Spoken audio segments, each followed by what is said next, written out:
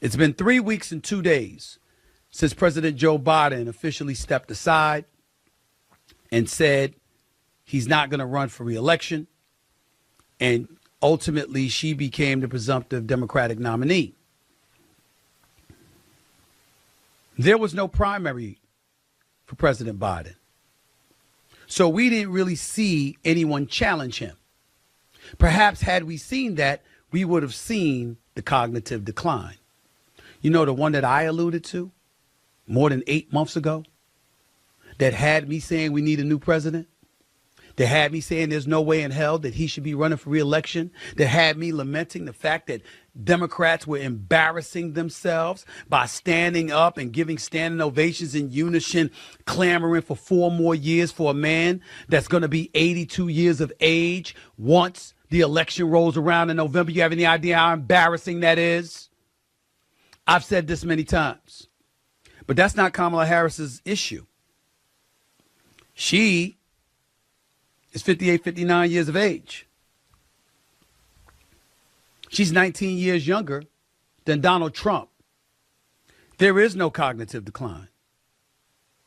Age and attrition hasn't kicked in where she's concerned. She's smart. She's bright. She's accomplished. A prosecutor. A former attorney general for the state of California. A former senator. Now the vice president of the United States of America. What are you doing avoiding interviews? What are you doing using pep rallies as press conferences or one-on-one sit-downs? Again, to this point, it's not a crime. But for those people out there that want to tell you, especially folks who are Democrats, that want to tell folks like myself and others to shut the hell up, don't listen to them. No, you shut the hell up. We ain't going for that. Because that's what y'all was telling us when we saw Biden slipping. And look at the mess that caused.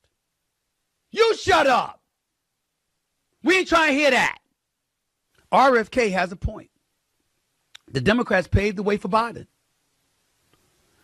And when they paved the way for Biden, and he didn't have any competition, if it wasn't for a debate he agreed to on June 27th, which was 3 months usually before you see any debates, we wouldn't have found out. He would have sauntered right into the Democratic National Convention in Chicago next week as the nominee for the Democratic Party. This ain't the first time. The Dems tried to grease the ski, what do they call it? Grease the skids or whatever, to influence votes. How about just being better than a guy that shouldn't be that hard to be better than? 2 impeachments, $454 million civil suit against him, 34 felony convictions. Can't beat him. Beat him.